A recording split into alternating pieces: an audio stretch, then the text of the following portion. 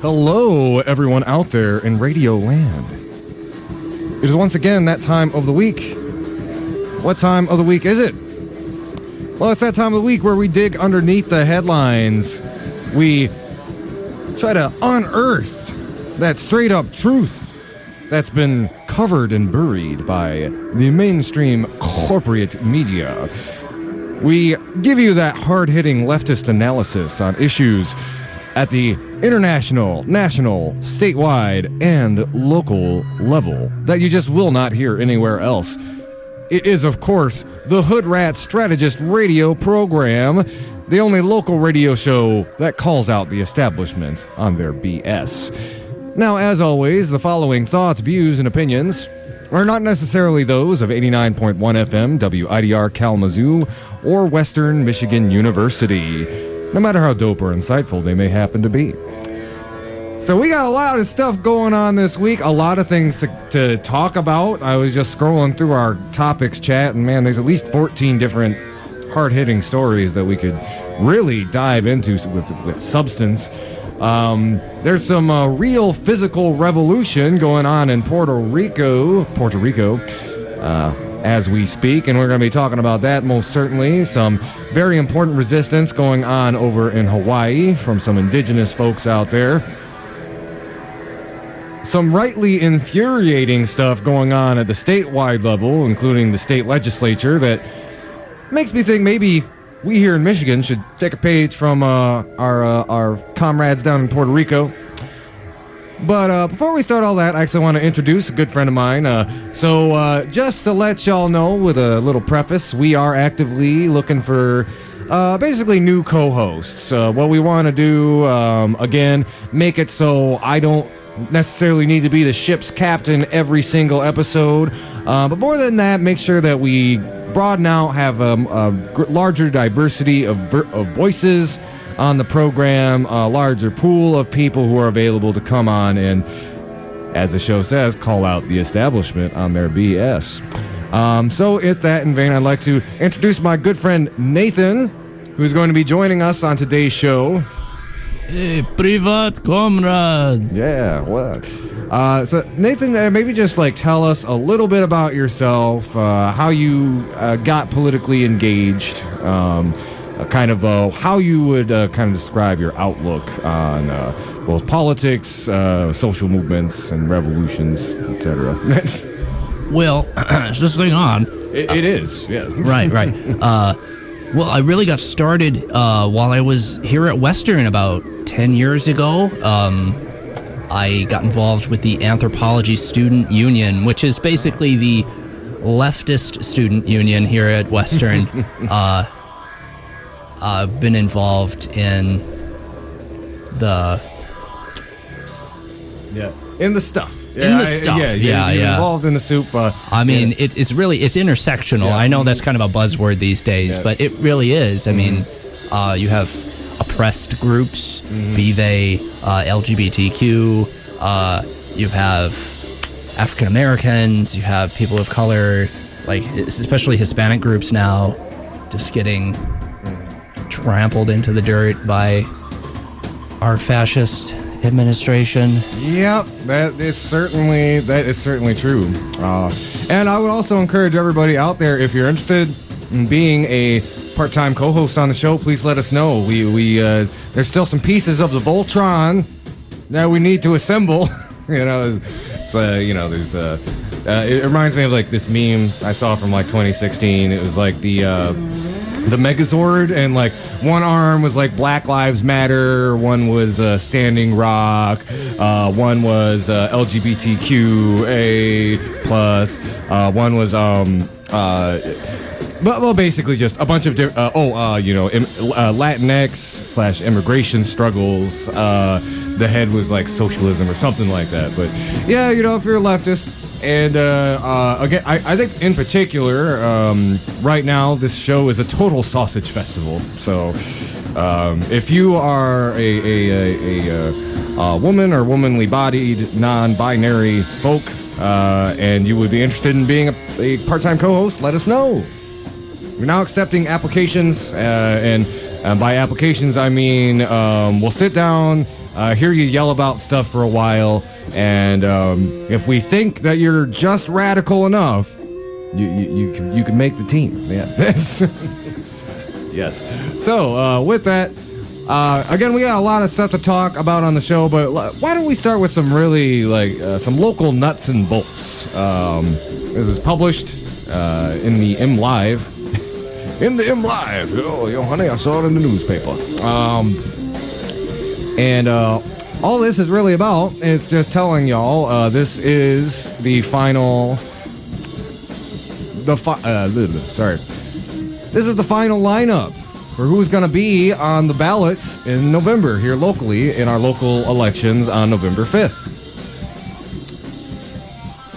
The deadline to turn in paperwork was Tuesday, July 23rd. It's now the 24th. Yes, yeah, that's right. My dates are getting all screwed up between all my organizing and stuff, man. But let's go ahead. I want to let y'all know who's gonna be in the mix. So, for mayor, we've got 4 candidates: Corey Smith, David Anderson, David Banach, and Esteban Juarez. And those are the 4 who are going to be running for mayor. And then city commission, we've got 8 candidates. It's a very contentious election this time around. Got Pete Kushner, Patrice Griffin, Jacob Andrews, Jeanne Hess, Emily Demarest, Chris J. Pradell, Benjamin Hayden Stanley, and some guy is Andre Agro, or I don't know, some loser, some total loser who's never gonna get that seat. Vote for Andy. No, don't say that. No, I'm sorry. no. Sorry. Nix that. Great, yeah. It's kind of a running joke on the show. I can't actually talk about it really any kind of depth until we're actually going to be in a really weird situation in the fall where my co-hosts are going to have to interview me about the campaign. So, again, real stressing. I'm not telling. Look all of these candidates up and vote for whomever aligns with your personal political beliefs and outlook. Although I will say, again, I don't think this is quite the time for that, post-game or, pre-game quarterbacking, if you will.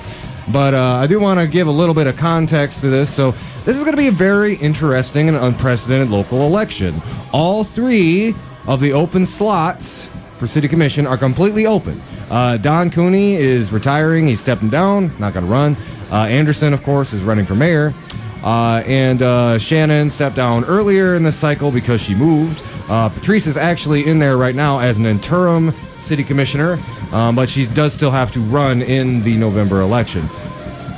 And then, of course, something that really only happens about once every decade or so, the mayor's seat is also completely open. And this could be one of the most exciting and kind of shake-up type elections we've seen in Kalamazoo in quite a number of years. I did want to mention, so there is one thing I will, and granted, as far as the local elections go, I try not to really talk about it all that much on this program, but just so I could tell you, the listener, what's up about all these folks running. When it came to Corey Smith, Jeanne Hess, and Benjamin Hayden Stanley, they were completely MIA. I could not find anything about their campaigns online at all. As far as Esteban, actually, he did have a Facebook page, and I have seen material online about him running, but no official website or anything like that yet. Which is really unfortunate because the other candidates who I've talked about, when I've presented on the show, like these people just announced, they've usually had at least something up that describes like, here's why I'm running, here's a couple of my platform points. These people are really just a complete question mark. So I don't really have any information to give you about them. I suspect in the next few weeks and months leading up to the election, they will put up some kind of campaign materials. And again, we are going to invite all of those candidates onto the show for an interview, starting when the students get back in the fall.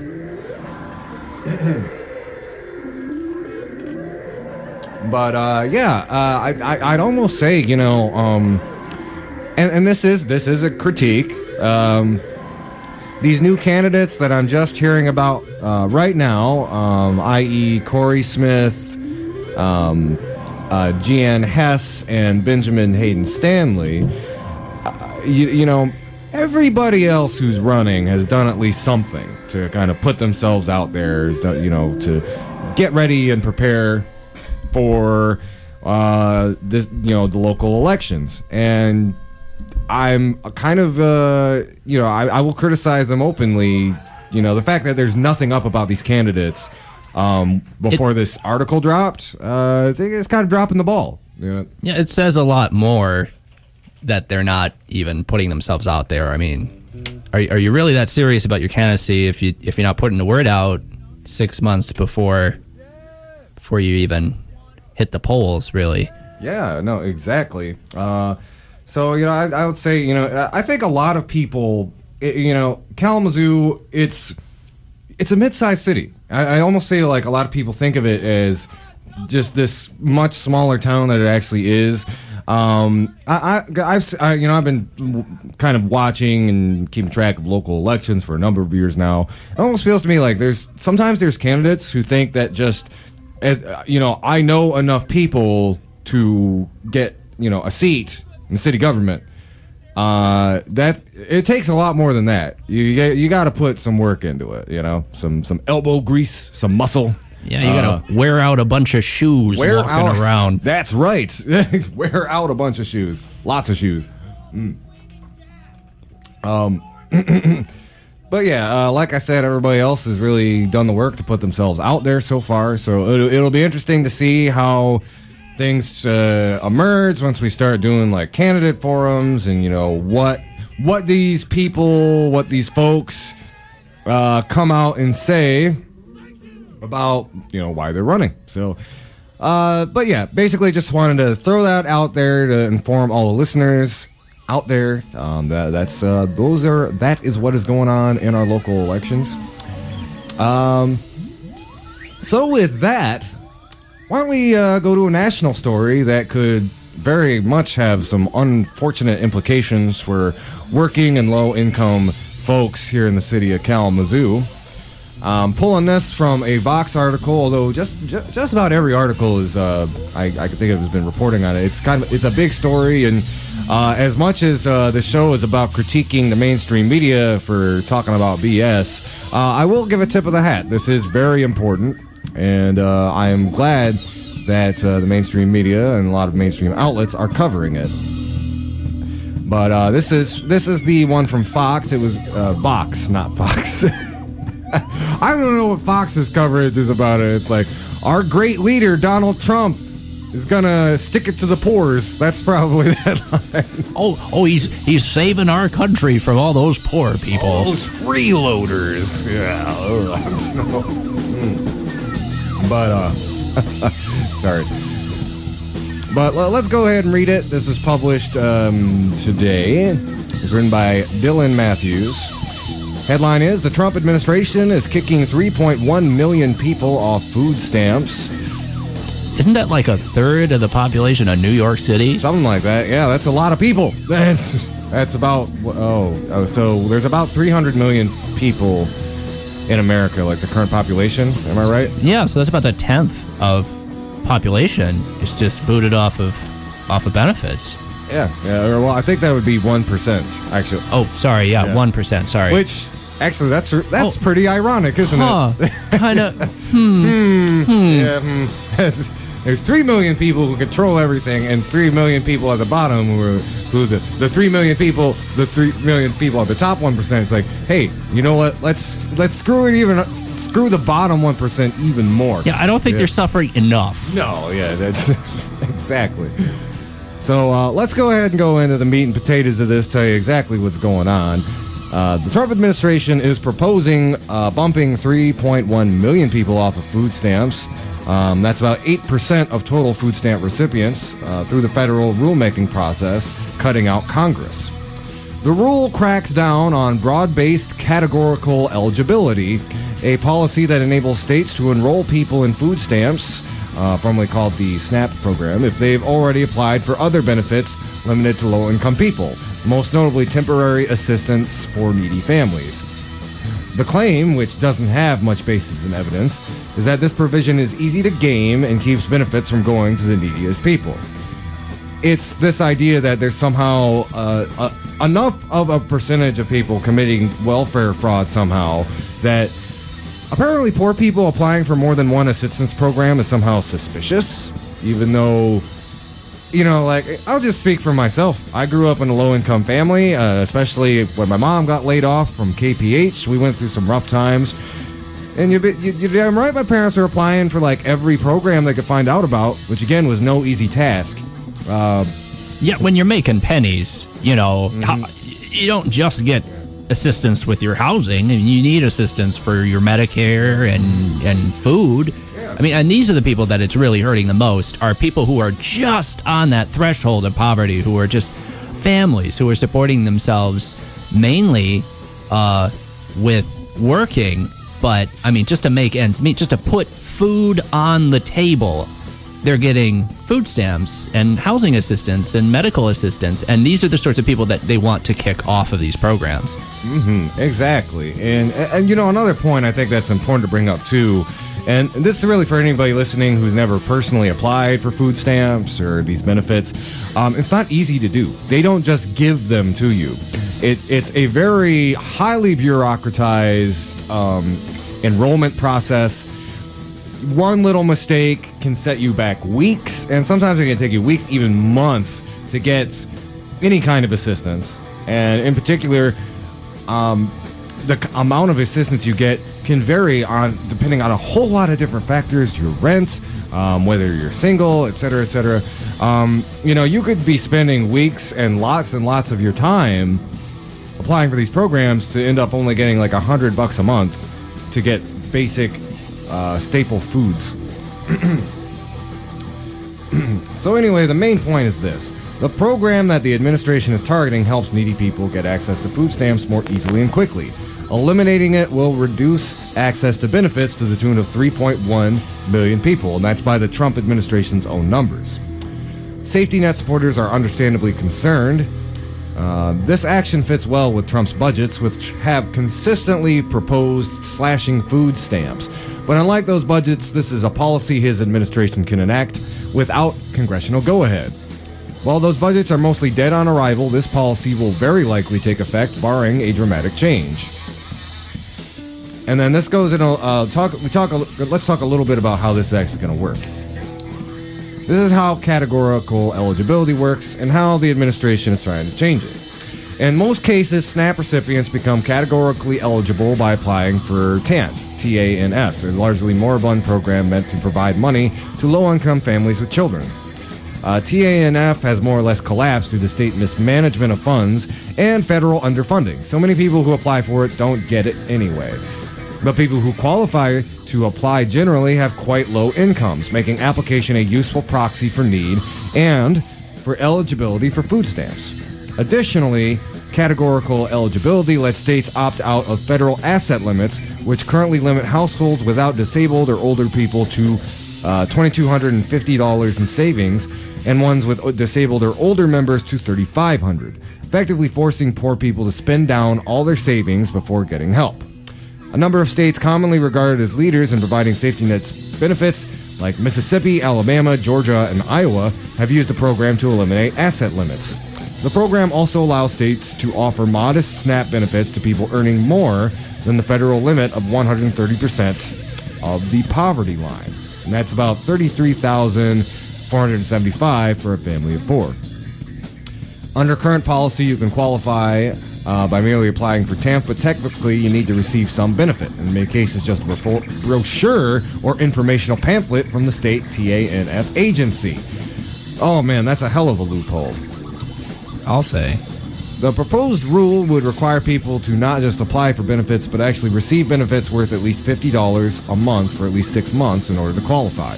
You'd need to receive a lot more than a brochure from the state, in other words, at least $300 more in benefits, either cash or job support or something else.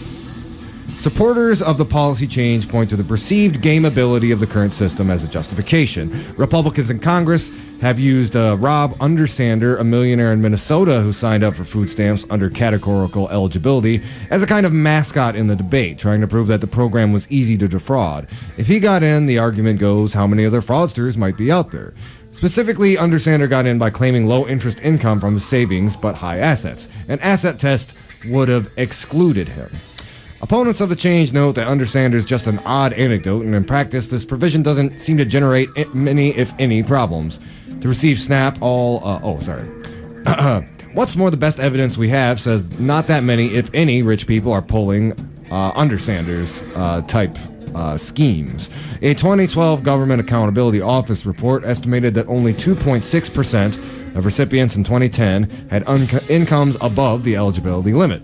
These people, further found, weren't much richer than people under the income limit. They were, on average, at 150% of the poverty line, which is about $33,075 for family of four back then. And because they were richer, they claimed significantly lower benefits than other enrollees. And let's talk about that threshold a little bit, too. What's really pernicious about this, the example that these Republicans are using is most of the time, anybody who even has an incentive to game the system, it doesn't mean that they're rich and they just get a thrill out of gaming the food stamp system. I mean, again, if you're a millionaire at that point, the only reason you would do it is because you get some weird pleasure out of tricking the government. If we're going to talk about welfare fraud, of the rich people doing welfare fraud, let's talk about corporate welfare. I mean, come on. Yeah, exactly. I mean, it really reveals. I don't think it really reveals anything. It's endemic of the kind of cognitive dissonance that right-wing politicians operate in, because they will literally use an example of a millionaire who, just this one specific millionaire who, for whatever reason, decided to get food stamps. While at the same time passing bills that give that same millionaire tremendous amounts of tax incentives and corporate tax breaks. So it's like giving them corporate welfare in the one hand while saying look at these rich people, they could get food stamps, this is how bad the system is. It could just be a red herring, honestly, to just kind of distract us. It's almost gaslighting in a way. Yeah. Mm-hmm. So, going back to it, why most people would consider doing this kind of gaming of the system. It's largely because they are very, very, very close to that threshold, but once they pass that threshold, they can no longer get those food stamp benefits, and that usually has a really severe impact on their lives. I could think of my own story as an example. And, really, I think most of the people listening to this, if you've ever financially struggled, you've been right there, especially if you have a family to support.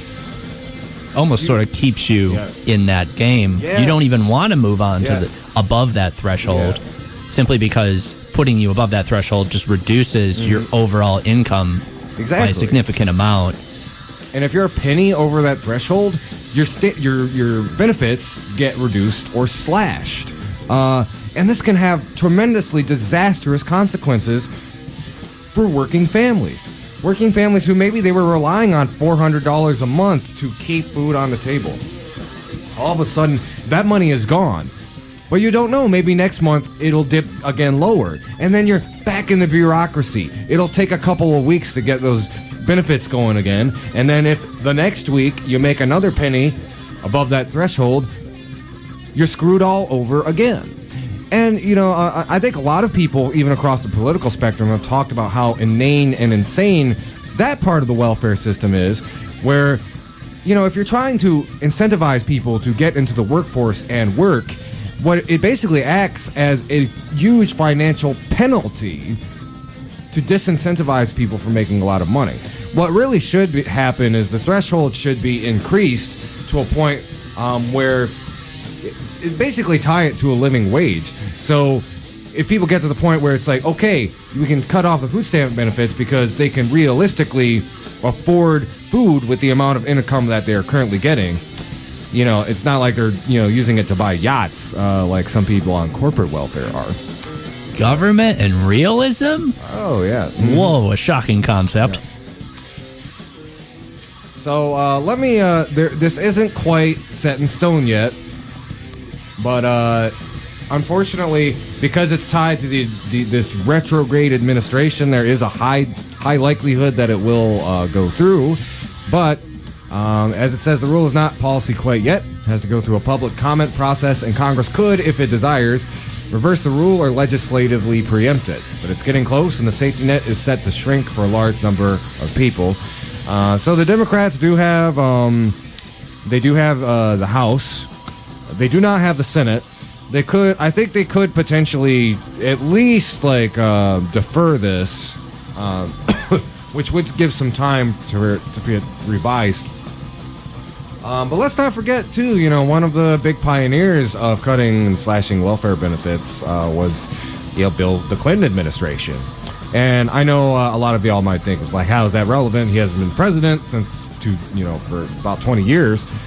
Well, the relevance is there are still a lot of Clinton acolytes in Congress, the quote-unquote centrist Democrats who really are more like typical Republicans of days gone by. I like to call it Bush Light. Bush Light! I see what you did there. All right. Now, again, even a lot of those people have been pushed to the left, in the last few years, and it would certainly make them look pretty dang bad. Let's keep in mind a lot of these poorer districts, a lot of their people rely on food stamp benefits, and we also do see in a lot of these Republican districts that rely very heavily on benefits. The politicians there will create certain loopholes to make sure their people are still covered. I'm thinking a lot of the rural exemption that they tried to pass here in Michigan. That basically it made it like a two-tiered system. If you lived in rural areas, you didn't have to hit the same thresholds and requirements as people in urban areas, which basically made it so a Michigan resident in Kalamazoo would have a harder time maintaining access to benefits than somebody who lives in Allegan, for example.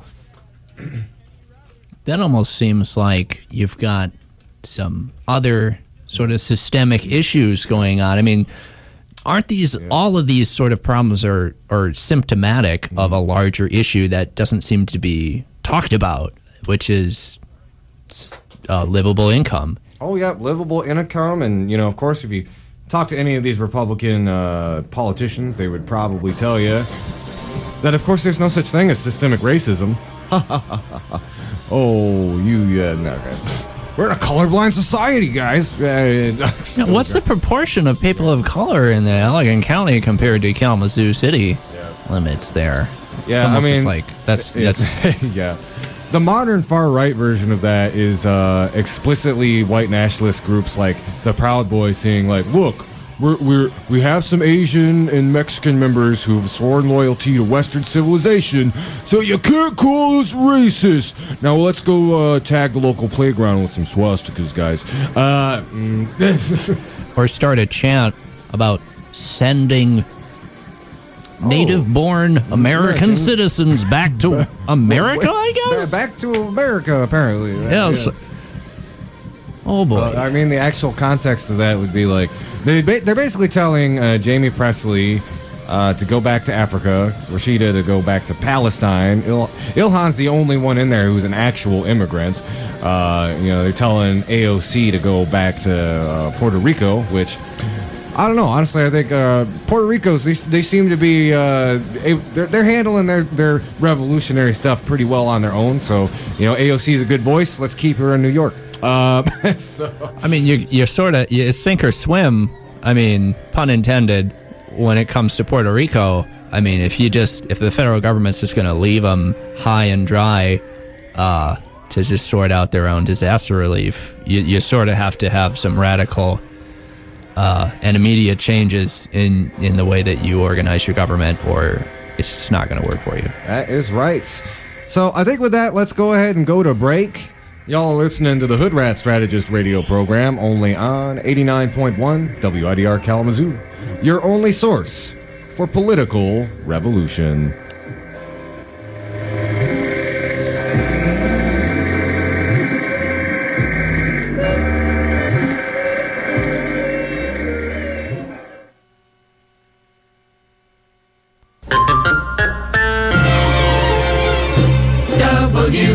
NPR. While you're on the go.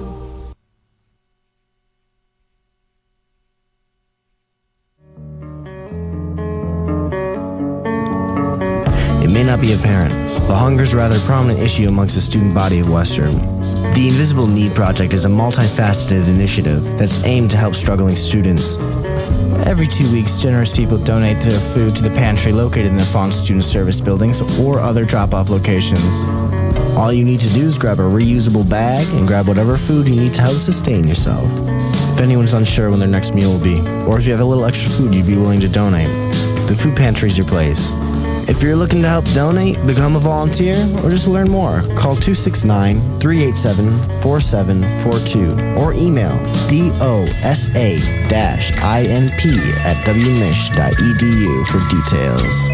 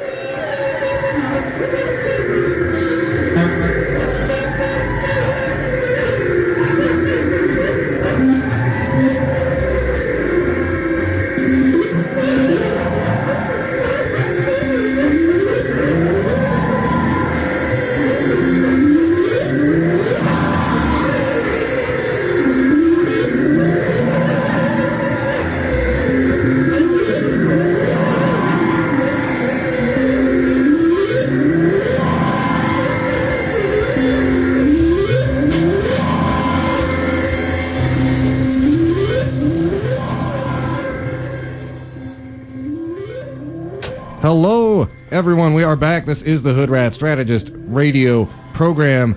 Well, we got our next story. It's going to make your blood boil just a little bit. And this is serious. This is kind of a red alert. Is what this is. Sanctuary cities could be banned under banned in Michigan under a new Senate bill. Nathan has graciously offered to read from the article so I can give my voice a little bit of a rest, but I will come back and be yelling about it shortly. So, all right. So, the article reads as 2 Michigan senators have introduced legislation that would ban cities from adopting sanctuary city policies protecting immigrants in the United States illegally. State Senators Eric Nesbitt of Lawton and Tom Barrett of Charlotte, both Republicans, filed the bills on Wednesday. Nesbitt said he has had a difficult time understanding while some local governments want to hinder enforcement of immigration laws.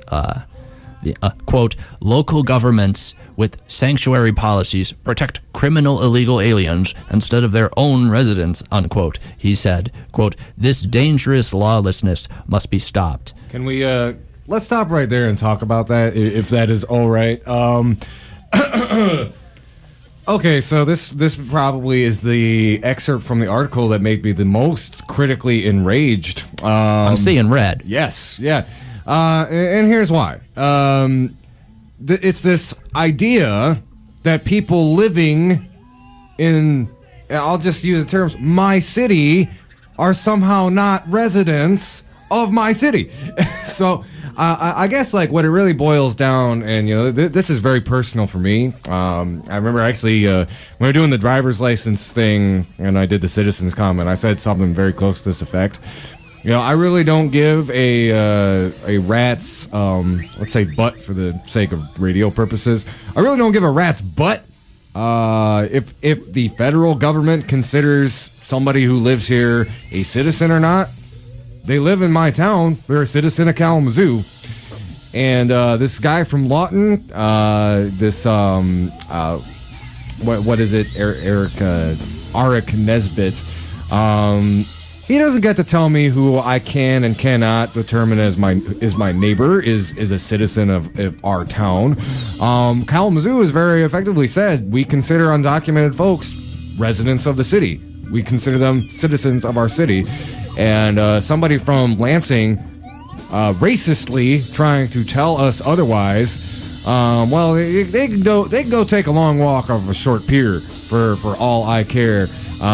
Mind your own business, and especially a party that always talks about how the government shouldn't be meddling in local affairs. That's exactly what this guy is doing. Describing a bunch of people that he doesn't know as criminal aliens. So you know what the undocumented folks here in town do? They work at our restaurants. They bake our food. They work at our grocery stores. I mean, a lot of them are upwardly mobile professionals as well. They don't just do a lot of working class grunt work. We have one guy who was a doctor at Bronson Hospital who got yoinked by ICE. So to say that all of these people are somehow criminal aliens, and frankly, I don't know if this, maybe he's been looking up too many Area 51 memes or something. I don't know. It all stinks of horse hockey. Yeah, it does. You got people who are not necessarily just they're the whole illegality of it. I mean, what does the Statue of Liberty say? You know, give us your who? Yeah. You're wealthy to do? I don't think so. Give us your weekend report, but they have to come in the right way, legally, in a process that we have made as difficult and drawn out as possible. Seriously, it can take decades for immigration applications to process, you know. And these are people who are sometimes seeking asylum from places that they will most definitely perish if they return to. Yes, exactly. So I don't know, Nathan, if you want to continue reading. Senate Bill 382 would amend state laws to prohibit a county from enacting a law or policy prohibiting local law enforcement from communicating or cooperating with immigration law enforcement. That affects us directly because we literally have city ordinances on the book about not cooperating with ICE. Senate Bill 383 would do the same for cities, townships, and villages. Any local government body in Michigan with laws or policies in violation of the bills would have 60 days after the state law is enacted to change and get into compliance. The state could bring legal action against any governmental bodies that refuse to comply. This is not only a public safety issue, but also an issue of allowing federal authorities to do their jobs, said Barrett. With this legislation, we are sending a clear message to our local governments. Follow the law. I think the message is pretty clear that we are fascists. Yeah, more or less.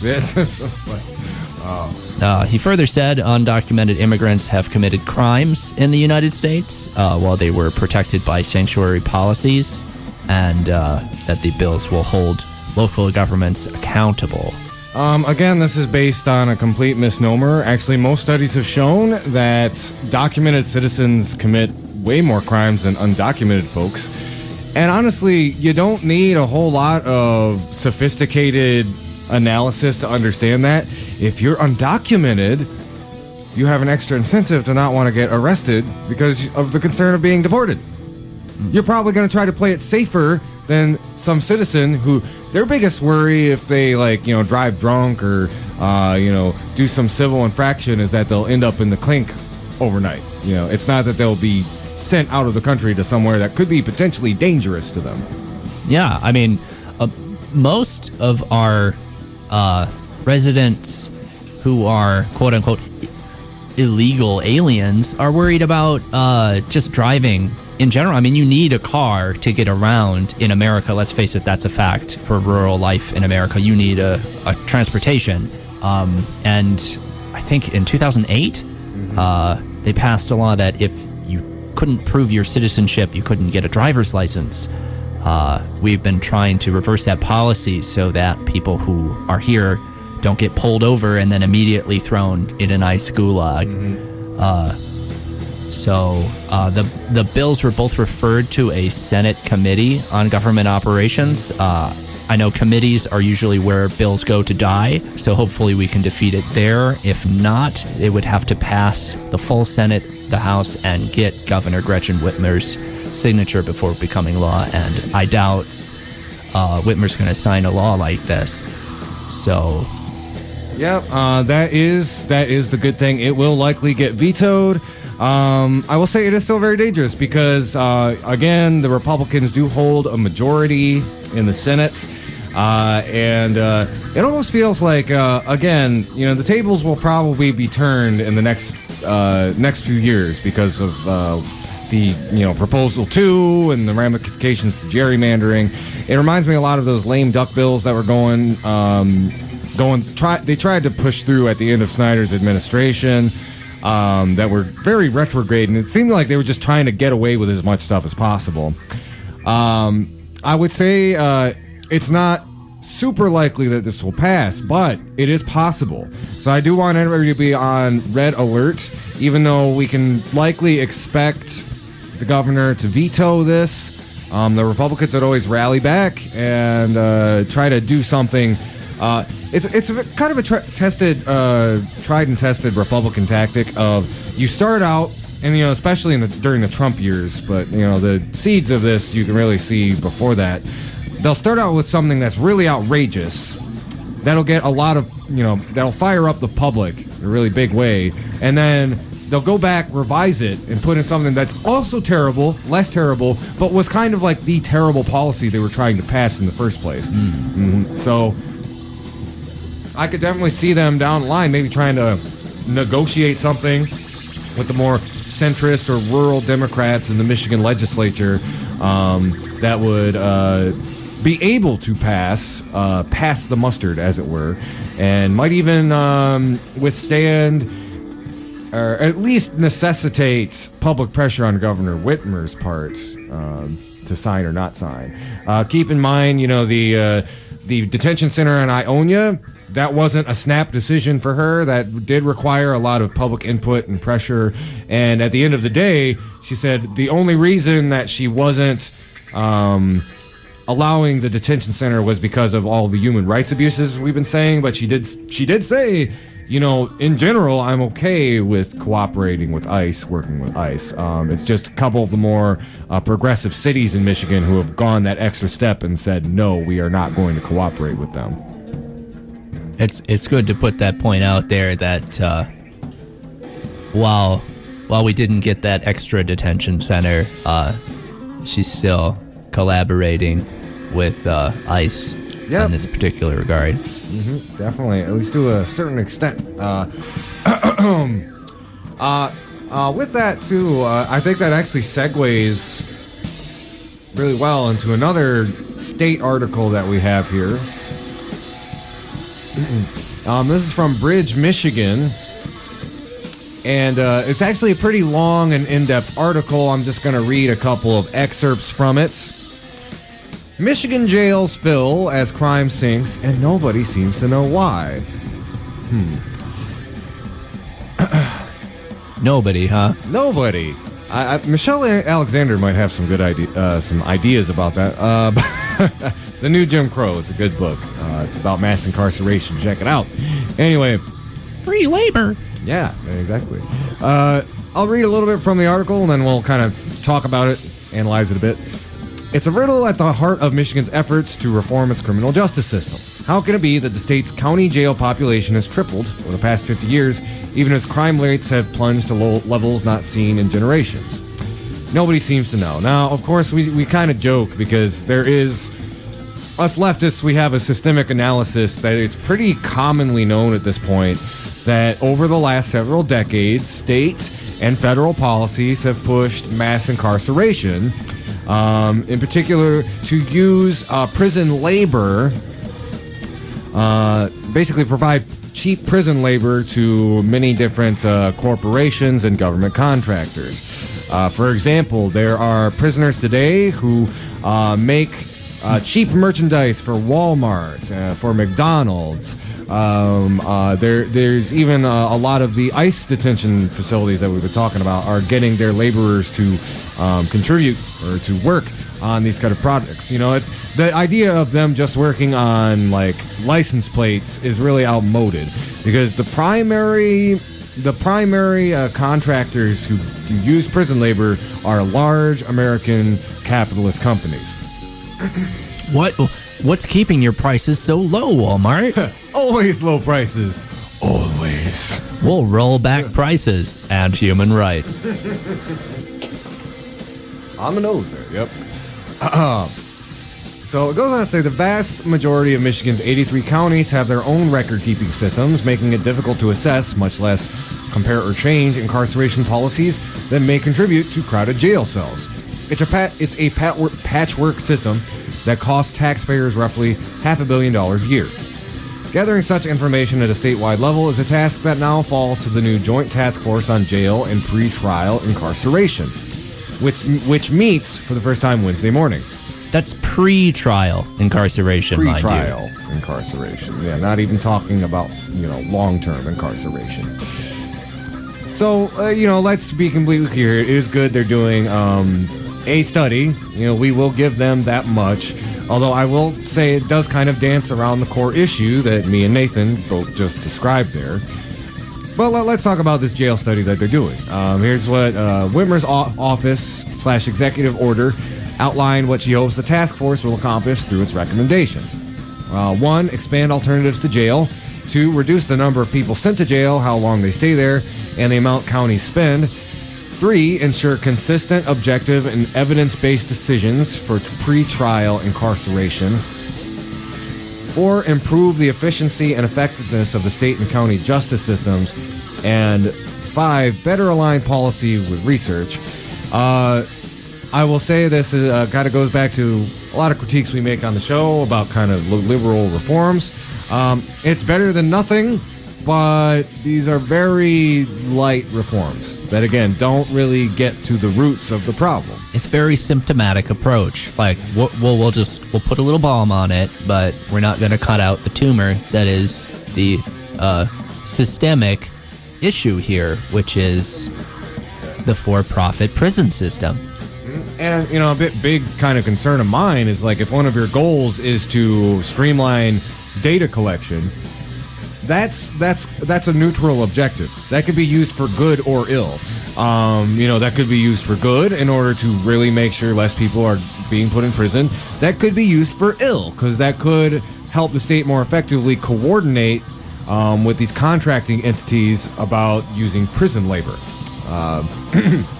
Again, that's that neoliberal synergy we talk about sometimes. Oh, yeah, those wheels. Oh, wheels got turned. Yep. So, a good point to make, we are at a low point for crime in Michigan and across the country. The last time crime rates were this low was in 1960. In the 60s, Michigan counties held 51 people in jail for every 100,000 residents. In 2017, with the same crime rate as 1960, Michigan counties held 163 people in jail for every 100,000 residents. So that's over 3 times as many people with the same crime rate. Must be some kind of incentive there. Yep. Now we're finally getting this article starting to get to some meat and potatoes. Nationally, jail populations quadrupled over 4 decades. In Michigan, it tripled. At the national level, that's largely due to an increase in pre-trial incarceration. Number of people sitting in jail charged with a crime and waiting to go to trial. Which again, there are a lot of prison abolition advocates who want to get rid of pre-trial detention entirely. That's something I support. It is a very class-based system. Basically, most people who are in pre-trial detention are there only because they can't afford bail. It really creates a justice system where, if you're poor, you're in prison. There's nothing you can do about it. If you are wealthy, you literally have a get-out-of-jail-free card. It's called your checkbook. Yeah. I mean, that's the whole issue with the cash bond system. A lot of people have been, I think, on the West Coast. Was this a California senator who introduced this concept to, like, basically the national consciousness of, or at least given it a little bit of a spotlight? We've got this cash bond. Oh, yeah. I can't recall that at the moment. I do know there are a lot of people working on that. 2 examples that come to mind. Larry Krasner, who's the current DA in Philly, has been doing a lot of work trying to get rid of cash bail. And there's also a prosecutorial candidate whom I am literally about to look up right now. Well, you got wheels and wheels here. I mean, this is just another part of that whole for-profit system. You got people making profit off of prisoners' labor, which they don't have to compensate them adequately for. And then you've got this whole other wing of it where you've got just literal cash flow coming in through the bond system where, well, if we can't squeeze money out of them through cash bail, then we'll just squeeze money out of them through uncompensated labor. That's right. It was Tiffany Caban. I forgot. She received a lot of high-profile progressive endorsements, including Bernie Sanders and AOC. And she also supported eliminating cash bail. I want to make sure I get my facts right here. I'm just gonna Google this real quick. Sorry, I feel kind of I've been a little off the ball lately on some of these national issues. I've been kind of a busier bee than usual lately. Well, you got a lot on your plate there, Andy. Yeah, that's true. Oh, yeah, she did win. So, yeah, woo. That is actually a really huge deal. I'm sorry we didn't get a chance to talk about it on the show. But, yeah, having somebody with those priorities in our criminal justice system is really important. Hopefully we could do that at the local level. It's not this year. I think it's next year that the sheriff and our district prosecutor, Jeff Getting, will be up for re-election. And while they are both, quote-unquote, like liberal Democrats, there's been a lot of criticism from particularly like the progressive and leftist community in Kalamazoo. So maybe we could get our own Tiffany Caban or Larry Krasner here in Kalamazoo. That would be a very effective solution, I think, to a lot of these problems that we deal with here in Michigan. And want to make sure at least I wrap up a little bit from this story, which again I would recommend all y'all check out. It's a very in-depth article. But this was something particularly interesting that I wanted to bring up. Pretrial incarceration rates are rising in rural Michigan and falling in urban centers. Rural counties such as Ionia and Grand Traverse are seeing higher rates of people being held in jail while they await trial. Urban counties like Wayne and Kent are seeing those rates fall. In 34% of jail inmates in urban counties were there awaiting trial, while only 15% of rural counties were pretrial detainees.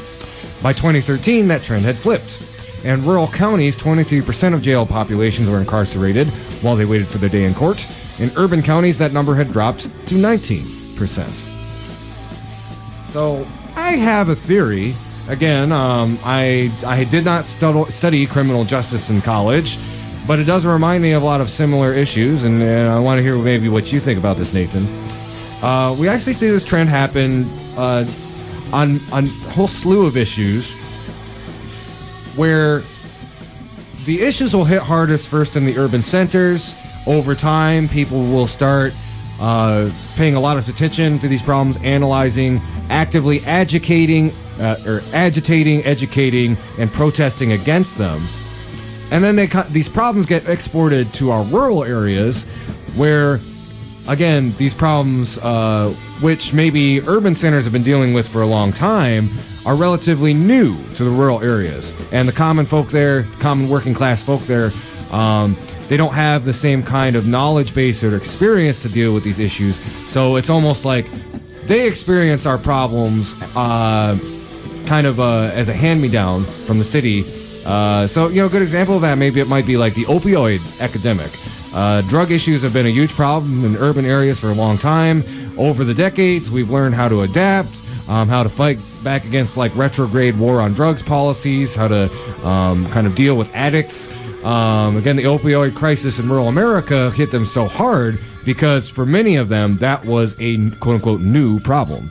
I mean, I was going to say ditto. I mean, that was my initial hypothesis is you've got a pushback in the urban areas. You've got a community organization. You've got all these networks of people who are working to fight the man, as it were.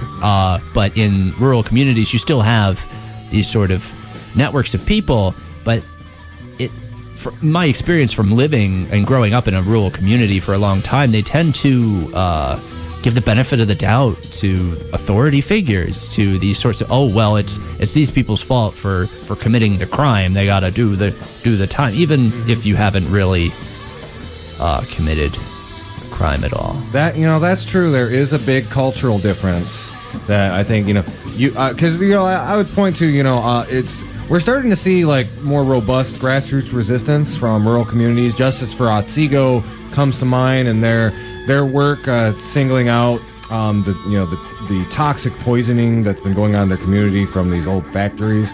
But you are right.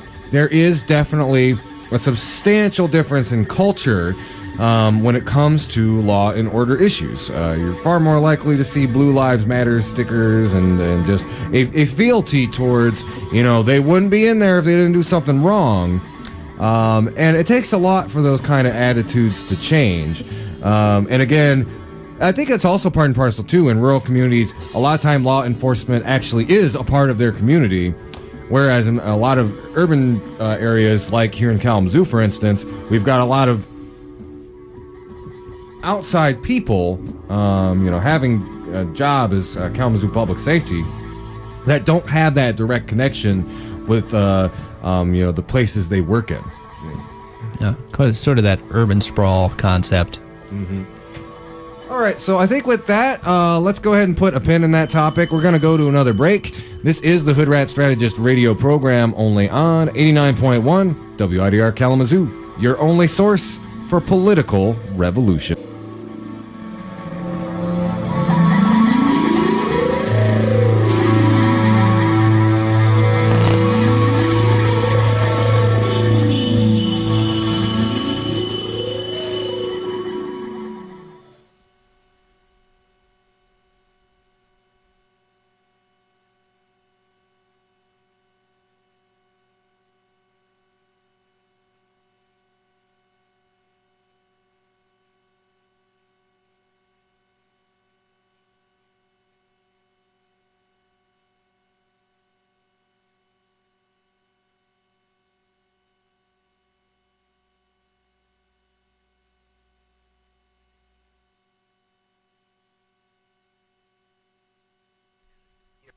Hi, this is Fred Snyder of the B-52s and the Superions, who were formerly the Del Morons. And every time I'm in Kalamazoo, I tune into WIDR.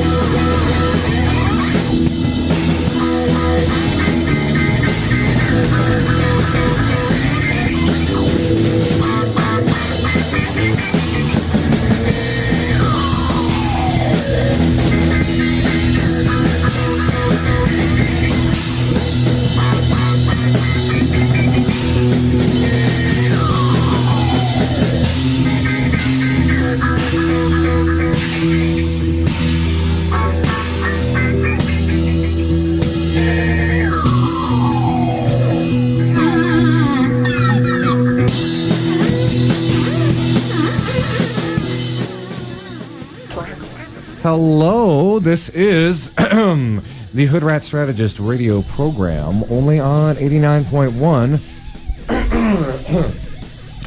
WIDR Kalamazoo. So this next one, we're going to cheer y'all up. We're going to go to this is a global issue, probably the most global of global issues, because it is literally about the globe. Really and, sunny the topic. biosphere. Yes, very sunny. Actually, it reminds me of as a meme I shared the other day. Was it's like I like to look at this glass half full. A lot of people think it's like, oh, this is the hottest summer we've had in 125 years. I like to think this is the coolest summer we're gonna have in the next 125 years. So go and enjoy it. Yeah. So yeah, this article is about climate change. If you couldn't gather from all the sass, it's a laugh to keep from crying. That's what we gotta do. But this article is from the BBC. Climate change, 12 years to save the planet.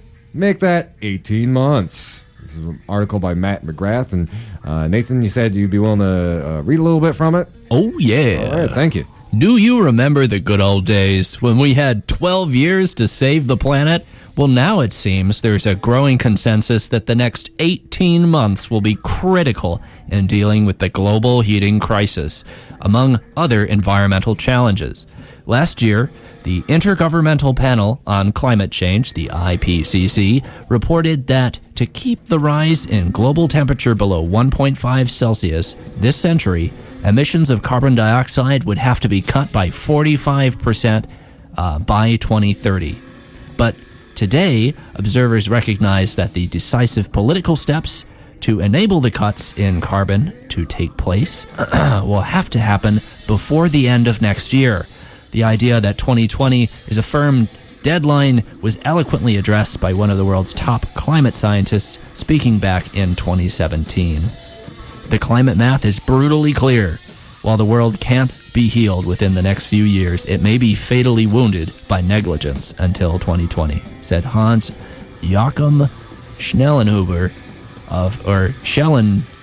founder and now director emeritus of the Potsdam Climate Institute.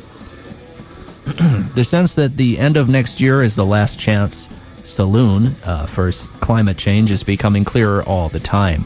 I am firmly of the view that the next 18 months will decide our ability to keep climate change to survivable levels and to restore nature to the equilibrium we need for our survival, said Prince Charles, speaking at a reception for Commonwealth foreign ministers recently. So why are the next 18 months so important? Why indeed? Well, I'll read this little part of it, and then I think after we do, we'll kind of break out and analyze it a little bit. So the big reason that the next 8 months are so critical, there's a series of very important UN meetings that are due to take place between now and the end of 2020. Ever since the Global Climate Agreement was signed in Paris in 2015, negotiators have been concerned with arguing about the rulebook for their pact. But under the terms of the deal, countries have also promised to improve their carbon-cutting plans by the end of the year. One of the understated headlines in last year's IPCC report was that global emissions of carbon dioxide must peak by 2020 to keep the planet below 1.5 degrees Celsius of increase.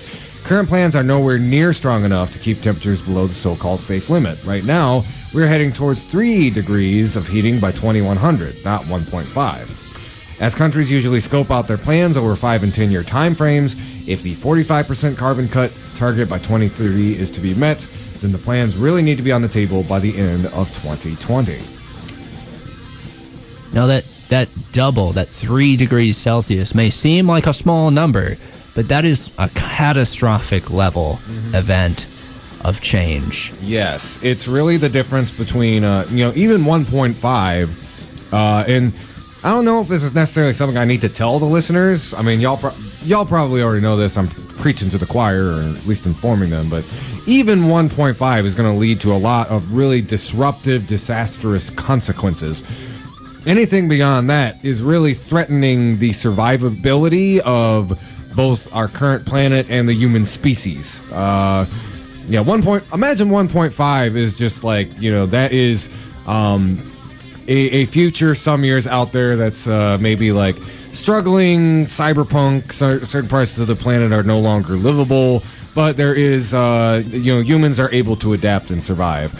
Beyond that, you start really getting into areas where it's hard to imagine how human beings could survive in the kind of environments and biospheres that will incur beyond 1.5 degrees of warming. I mean, we're talking like biodome situations here. Yes, yeah. Or maybe Elon Musk will invite enough of us to Mars, because, wreck one planet, go find another one to destroy. They'll be living on the moon. Moon, yeah. Dad, why do you live on the moon? Well, Earth wasn't good enough. Grandpa ruined it. Not Grandpa specifically, but no, really, I guess it's really only if his grandpa was part of Exxon Mobil or something. But yeah. So, like, reading a little bit more from this, there's a couple of specific hurdles,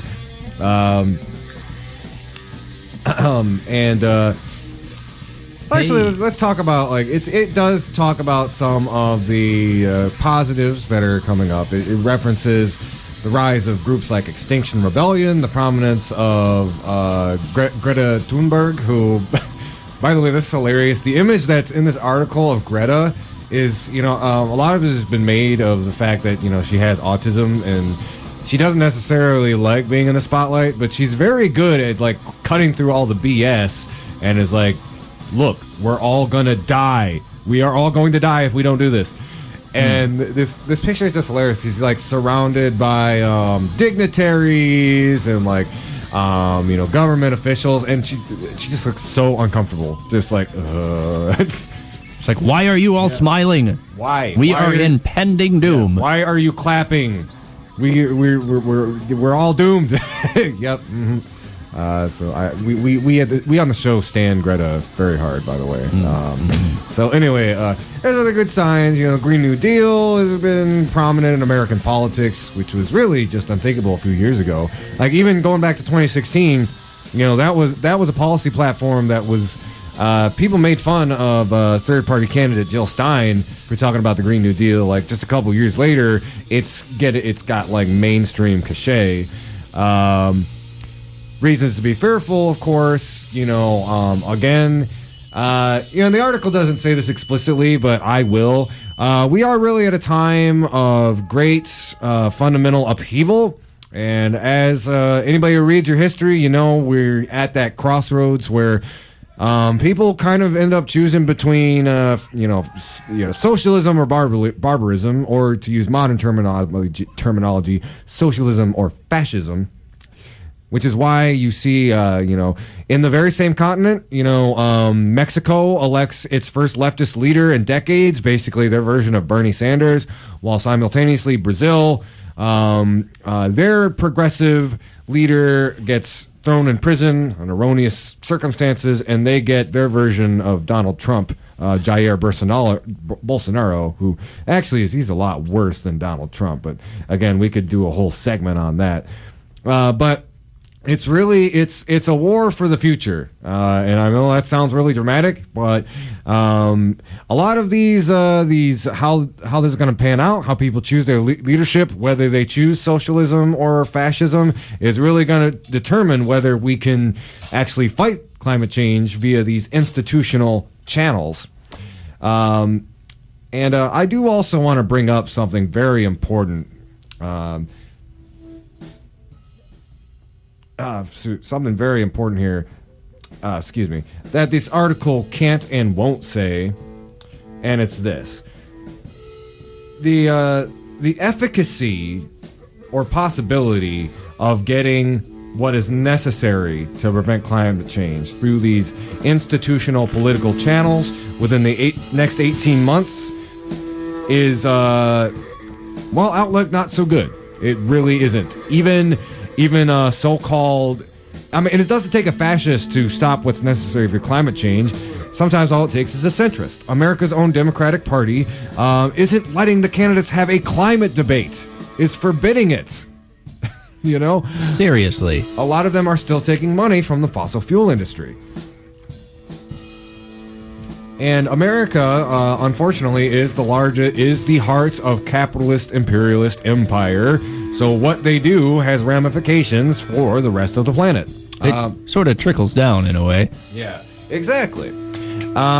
So, you know, to be realistic, I think we have to understand it's probably not going to happen through institutional channels in the next 18 months. And even if, quote unquote, everything goes right, if we get a President Bernie Sanders or a President Bernie Sanders, I'm sorry, he's really like the only viable candidate I can think of that would actually try to do what's necessary about climate change. I mean, I know, not to diss Elizabeth Warren, but, you know, her permissiveness or imperialism has actual consequences. We should not forget the U.S. military is the largest user of fossil fuels on the planet. And if you get a candidate who's domestically progressive, but, you know, kind of still a hawk on foreign policy, we're still going to be using a whole lot of fossil fuels, and it's still going to necessitate the use of fossil fuels. So you might have a candidate who's giving low-income people solar panels, but at the same time, she doesn't want to bite the hand that feeds the military-industrial complex. I'm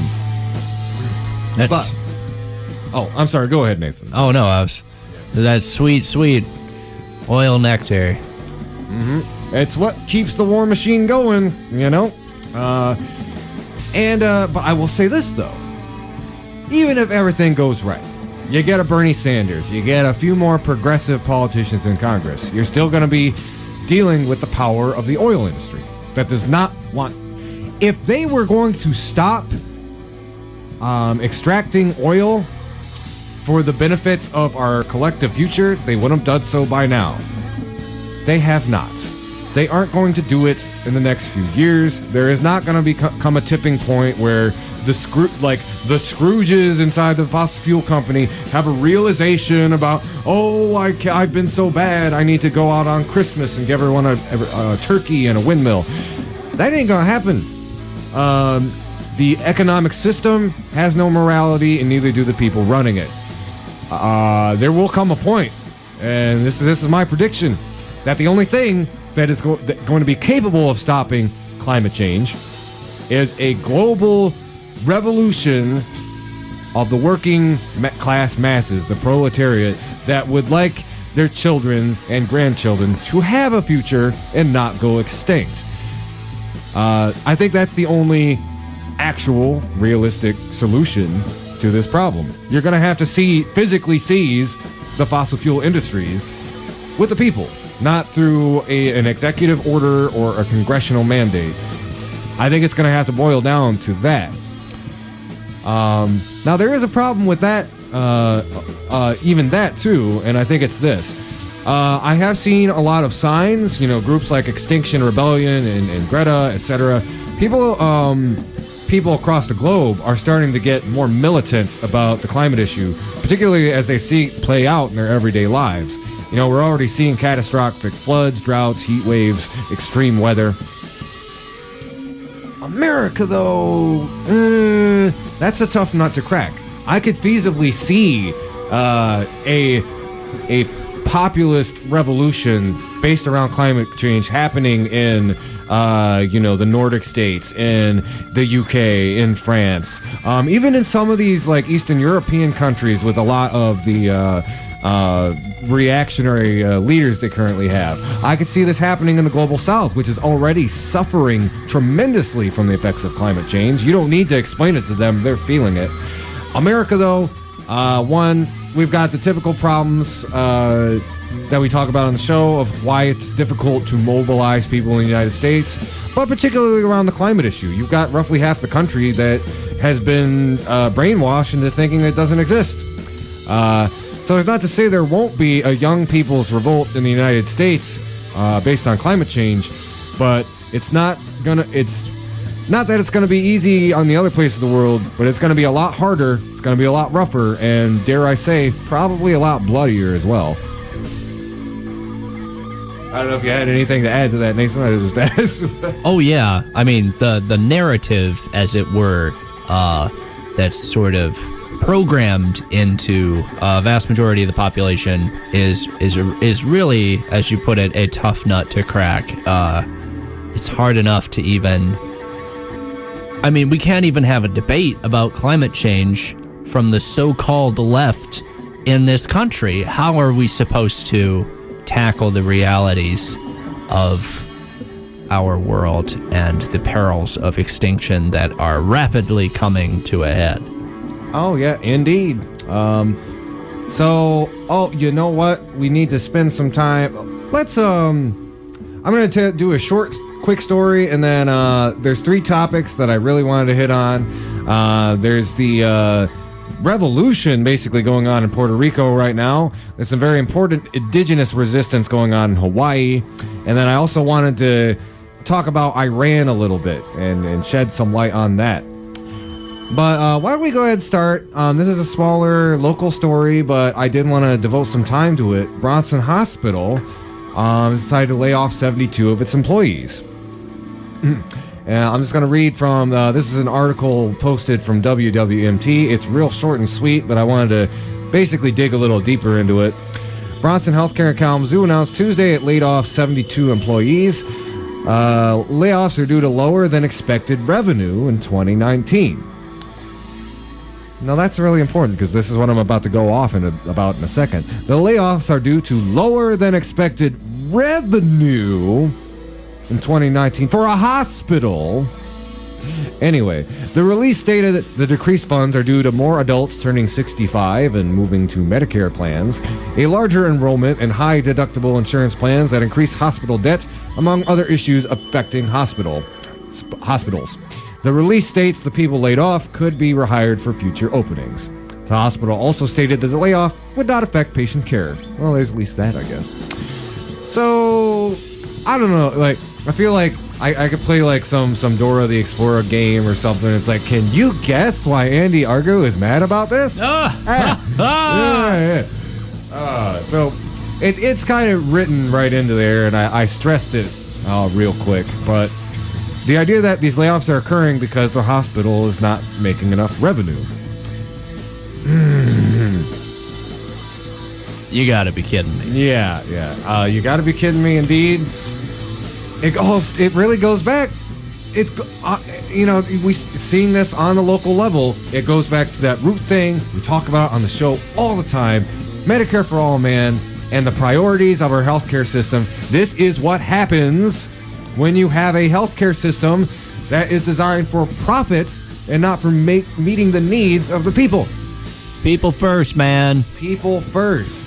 This doesn't happen in other countries. This doesn't happen in other capitalist countries, man. I don't even need to talk about like Cuba or even the Nordic states. This does not happen in other capitalist countries because they have enough sense to understand that healthcare should not be a for-profit industry. It just shouldn't. There are certain things, again, I'm the Marxist socialist here. I don't think the private sector should control much. But at the very least, every other capitalist country on earth has come to the conclusion that healthcare should not be a for-profit industry. And I'm going to tell you, this is why. It's not, it's not just about making sure that everybody actually has healthcare coverage, but this idea that you would have to lay people off from a hospital because they're not making enough profits. You tell that to anybody in any other country on the planet, and they will just like shake their head, look at you, and it's like, man, you Americans got a crazy healthcare system, mate. And I don't know if I was trying to be Australian or British there, but the idea is everybody feels bad for us that our system is this messed up. They really, really do.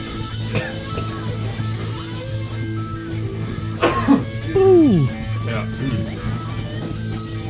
Wow. Sorry. I was getting a little worked up there. My throat got a little tickled. Oh, why don't you just put a little Band-Aid on it? That'll fix it. Mm-hmm. All right. I guess with that, let's go ahead and go to break. Again, we've got 3 really important topics left on the show we really want to tackle and talk about. You're listening to the Hoodrat Strategist radio program, only on 89.1 WIDR, your only source for political revolution.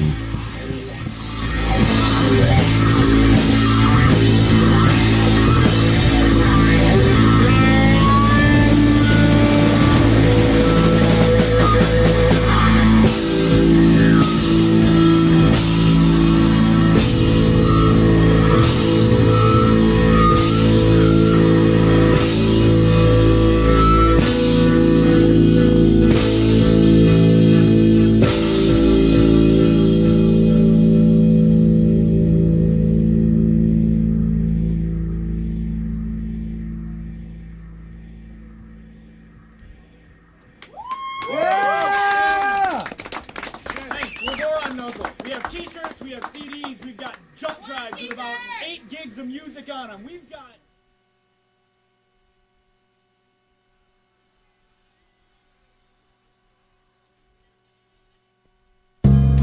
You are listening to 89.1 WIDR FM, your only source for Radio Evolution.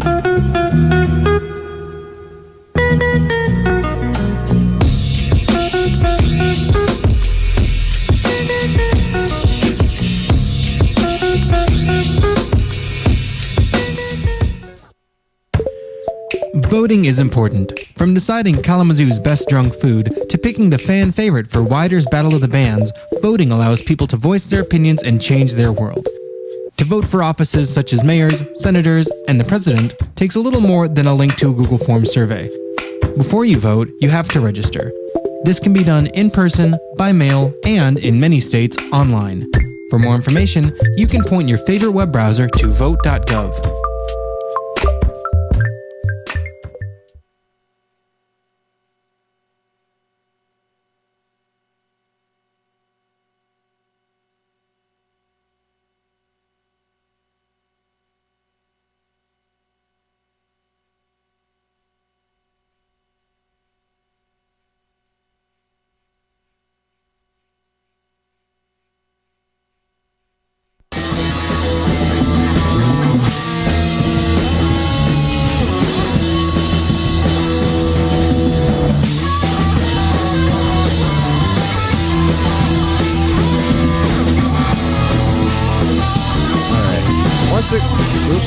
Once again, big thanks to Nathan, who hopefully will be joining us a lot more in the future as a regular co-host. Yeah, thanks a lot, Andy. Yep, well, thanks for coming on. We've got a few more things that we really want to talk about today. I wanted to make sure this is, we actually did talk a little bit about foreign policy right there, so I want to kind of talk a little bit about what's going on in Iran. I feel like with everything else that's been in the news, this hasn't really been getting as much attention or analysis. So basically, what happened?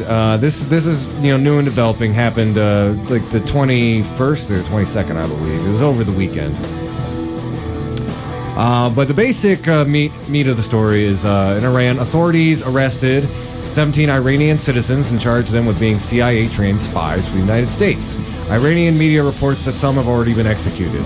This comes as tensions in the Persian Gulf continue to mount over the weekend following Iran's seizure of a British oil tanker and its 23 crew members Friday in the Strait of Hormuz. Iran said it seized the tanker in retaliation for the British impounding of an Iranian tanker early this month off the coast of Gibraltar. The Iranian National Guard released video Sunday showing the vessel flying an Iranian flag. Britain says Iran forced the Stena Impero out of international waters and rerouted the tanker into Iranian territory. So I'm kind of citing, again, Democracy Now! Did some really good coverage of a couple of these stories we're about to talk about. So I wanted to really highlight some of the really important stuff.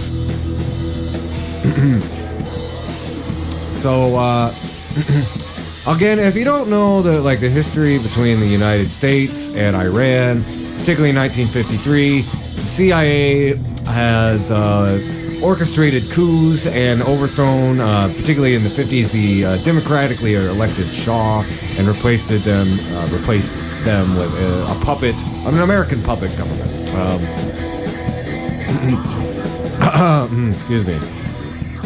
And in the geopolitical context, we should all understand that Iran.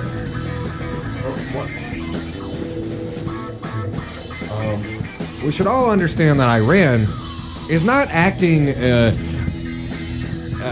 completely nonsensically or erratically. It's in response to a government that tore up their agreement in bad faith. And frankly, Iran, for any other complaint you have about them, has been very patient over the America's treatment of them about the nuclear deal. They waited over a year to even try to take any actions about it. They were very patient going through the negotiations.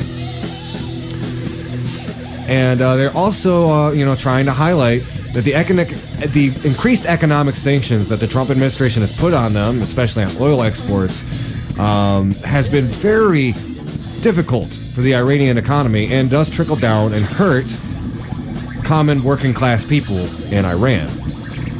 That's always a big myth. When America says they're doing sanctions against a country, they always say it's like, oh no, this is just against the government, it's only going to affect them. No, it affects the people. A lot of time it starves the people, and that's never a good thing. They were interviewing Narges Bajogli, who was an author. There is an author of Iran Reframed: Anxieties of Power in the Islamic Republic. And he sums up some of the issues here really well. He says, as things have heated up between the United States and Iran, Iran has attempted to react in different ways in order to sort of strand in front of different forms of American pressure. One being economic sanctions, the other being the sort of ways the Trump administration seems to be trying to corner Iran militarily. And so Iran is trying to raise the stakes not only for the United States, but for EU countries, as well as other Persian Gulf countries, and saying that if there is further military confrontation in the region, it will be something that various countries will have to pay the cost of, not just the United States. So really, Iran is trying to sort of show the U.S. pressures are going to have repercussions for not just the Americans, but also for other countries involved.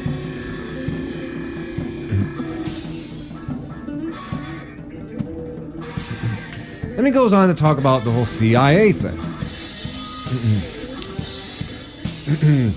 There have been different instances in the past year. There have been points at which the Iranian government has said they are accusing certain individuals or groups of working either with the Americans or the CIA, or with other intelligence agencies. This is one of those instances. And this is why so many activists in Iran, civil rights activists who are involved in civil society, have been so much against the sanctions and against the sort of pressure from the United States. Because what this means is that it further securitizes all of civic society within Iran. So this is sort of, whether or not these individuals they are claiming have ties to the CIA, the fact is, in this sort of environment, when there's this sort of maximum pressure from the United States, what ends up happening is that it becomes easy for the government within Iran to securitize the atmosphere and say that, different people are involved in activities with the United States. And Amy Goodman goes on to cite a piece from The Guardian. I think this is also another bit of important context. There's a piece from The Guardian, headlined, How Trump's Arch-Hawk Lured Britain into a Dangerous Trap to Punish Iran. And it says, and he's talking about the National Security Advisor John Bolton, heard British Royal Marines had seized an Iranian oil tanker off Gibraltar on America's Independence Day, his joy was unconfined. He tweeted, excellent news, UK has detained the super tanker Grace 1 laden with Iranian oil bound for Syria in violation of EU sanctions. It goes on to say, Bolton's delighted reaction suggested the seizure was a surprise, but accumulating evidence suggests the opposite is true, and that Bolton's national security team was directly involved in manufacturing the Gibraltar incident. The suspicion is that conservative politicians, distracted by picking a new prime minister in Britain, jockeying for power, and preoccupied with Brexit, stumbled into an American trap. And again, there is a precedent for this. As I mentioned earlier, America has meddled with Iranian affairs for decades and decades now. And honestly, America staging a false pretext for war based on a boat is a very oddly specific trope that has a centuries-long history. The Spanish-American War was based on a false flag of an American ship that was supposedly attacked by the Spaniards.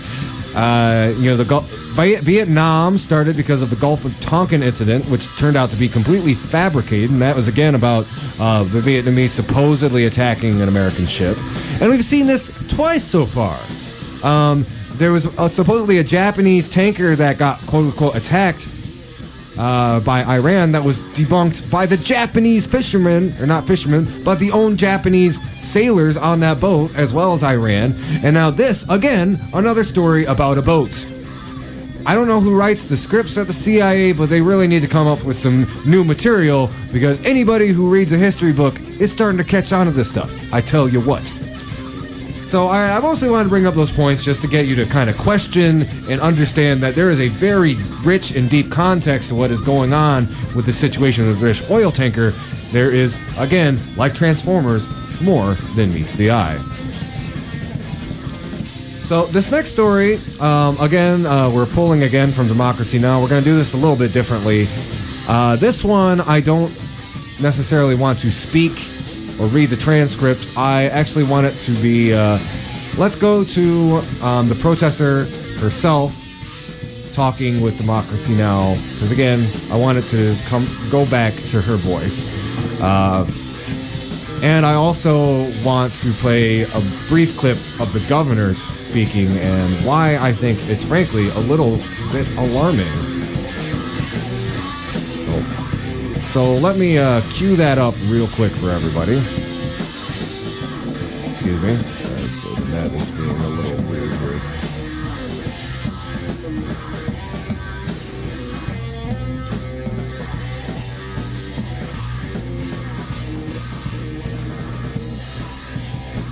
All right, we're going to start with a clip from Hawaii Governor David Ige. Emergency proclamation for the situation on Mauna Kea. Since Monday, protesters have illegally occupied roads and highways. We do believe that this emergency proclamation gives law enforcement the additional tools that they need to continue to work to keep the people safe. Activists say construction of the telescope was approved without consulting the local Native community. The protests build on decades of indigenous resistance in Hawaii. This week, the Hawaii County Council plans to vote on a resolution, quote, strongly urging Governor Ige and Mayor Harry Kim to honor a request for a 60-day moratorium on the construction. For more, we go to Hawaii's Big Island, where we're joined by Pua Case, an indigenous organizer, one of the leading activists defending Hawaii's Mauna Kea.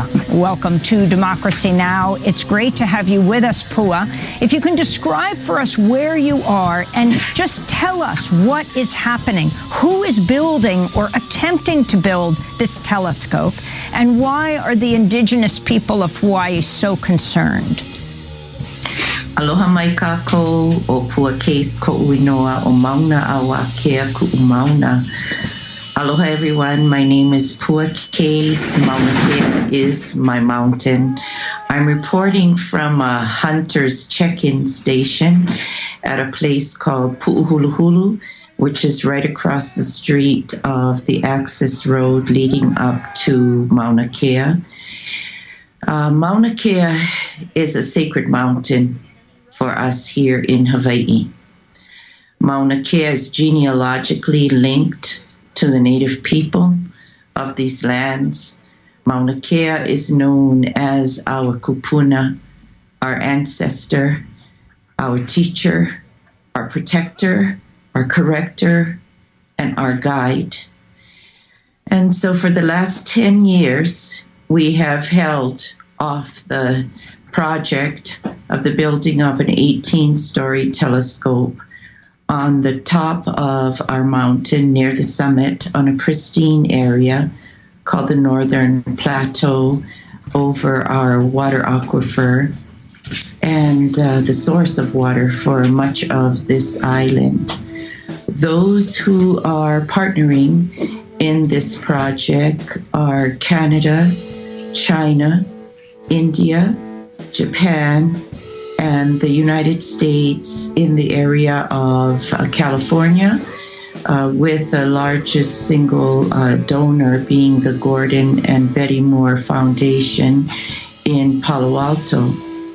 So why we are standing for this mountain is quite simple, Amy, and thank you for having me on the show. If I could put it very simply, I would say, if we don't stand for the most sacred, what will we stand for? And if not now, when will we stand? So we are making a stand as not just Native people and not just the local community, but really a worldwide community because there are so many similarities. There are Native people everywhere around the world standing for their mountaintops, for their waters, for their land bases, their oceans, and their lifeways. We are no different than them. But because Mauna Kea is the highest mountain in the world from the seafloor, and spiritually speaking, there are reasons that Mauna Kea is connected to many different mountains around the world. And the integrity and the essence of water in our spirituality is why we must not allow 18 stories to be built on the northern plateau of our mountain. It is the one too many and the one too big. And we have said no for the last 10 years and have been successful so far in stopping the project. Now, the foundation gave money to Caltech, is that right, Pua? And yes, it is. And who was consulted? Why do they have rights to this mountain? There are other telescopes there, is that right? Yes, there are other telescopes on the summit of the mountain. The University of Hawaii has the lease on the summit of the mountain until 2033. So from the late 1960s, there have been smaller telescopes built on the mountain. And you know, Amy, you have to understand, and I'm explaining to the world community right now, it would take a whole semester course to try to explain why 13 telescopes are now sitting at the top of the mountain. What I can say is that for many of our people, my grandparents' generation, and my parents as well, you know, there comes in that time period, you don't even know if you have the ability to stop something like that. We were in a time period where people would say, oh, they're just going to build it anyway. And a lot of times we were not even aware that building was occurring on the summit. And so for a lot of different reasons, 13 telescopes sit on the summit of Mauna Kea. The 18-story, 30-meter telescope cannot possibly fit on the mountain. The desecration, the construction, and the destruction of the northern plateau is just something that cannot be allowed on our sacred mountain. As I said before, it's the one too many and the one too big. So what I will say is the University of Hawaii initiated the permit on behalf, the permit application on behalf of the countries, because most of the countries are already up on the mountain in those 13 other telescopes. Only China and India are not on the mountain at this time. We heard that the National Guard might be called in. You have the Hawaii Governor, David Ige, issuing an emergency order granting police more power to clear the way for construction equipment. He says that the protesters are dangerous. Can you talk about what you expect to happen today? First, I want to go to an activist speaking last week during a news conference. And I reaffirm to each and every Makai, each and every police officer, each and every individual who's going to come and attempt to get us out of the way, we will stand, and we will stand in Kapua Aloha.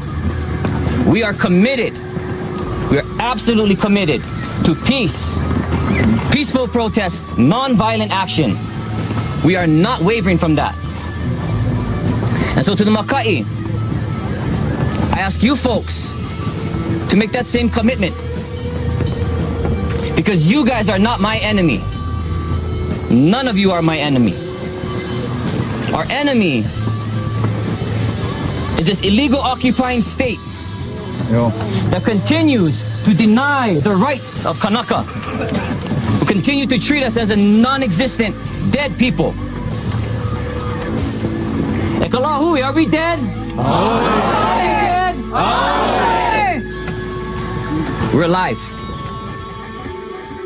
That an activist at a news conference last week. So talk about the governor's charges and also where the Honolulu mayor stands. That young So I think with that, we'll go ahead and stop the video.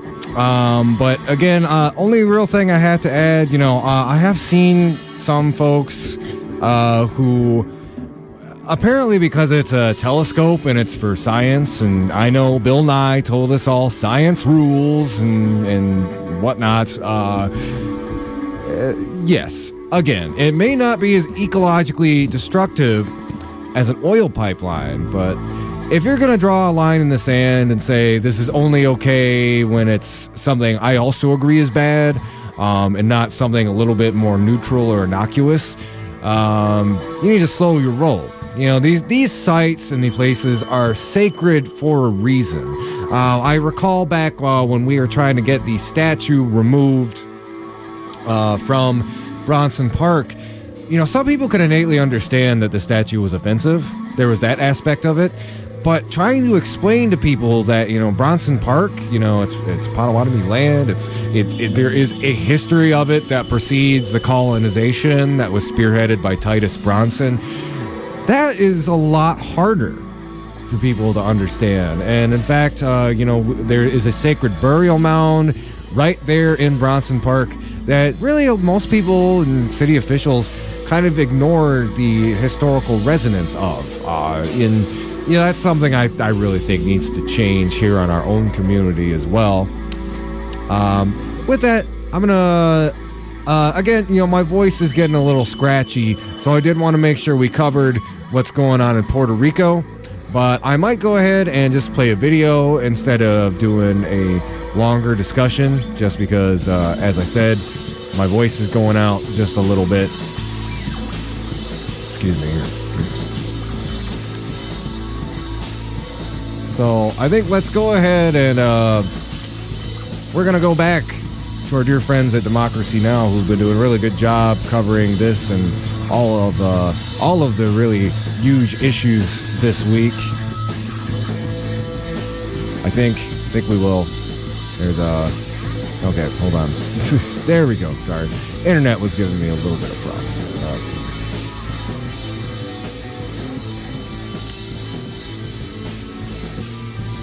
But I wanted y'all to know, I think this particular story, again, this is breaking. We just got word that the governor is actually preparing to resign. But I wanted to let y'all know what the actual context of all this was. This all boiled down to a leak that revealed that the governor is kind of an a-hole, to say the least. But of course, it goes a little bit deeper than that. So I'm going to cue up this clip, and we'll listen to. This is particularly, in particular, this is them interviewing Carla Monet, who is a journalist.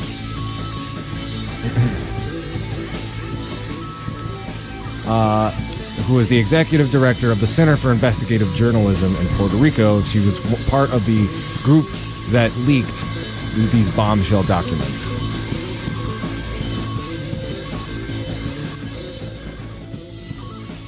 In Puerto Rico. Welcome to Democracy Now!, Carla. It's great to have you with us. Why don't you lay out what happened, how you got these 900 pages, the significance of this, and what it has led to. Hi, everyone. Yes, a few days ago, 9 days ago, we got the document of the 889 pages.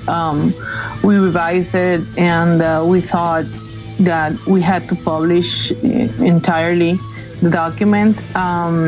Since then, it's been a very chaotic week in Puerto Rico with protest and, political turmoil.